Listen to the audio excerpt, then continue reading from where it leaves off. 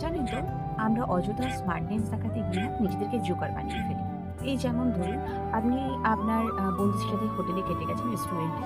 তো সেখানে গিয়ে দেখলেন সবাই চামচে করে খাচ্ছে। আপনি পারছেন না খেতে। আপনি তাদের মতন দেখাদেখি খেতে গিয়ে পড়ে গেল চামচটা। সবাই হাসাহাসি করবে। আপনি হাতে করে খেতে কমফোর্টেবল। আপনি হাতে করেই খান, সেটা স্মার্টলি খান। কোনো সমস্যা নেই। আপনি ক্যাপাচিনো খেতে পছন্দ করেন না।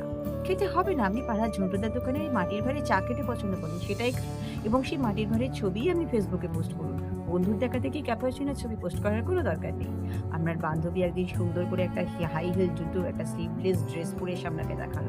কোনো দরকার নেই। আপনি সেটা পারেন না পড়তে।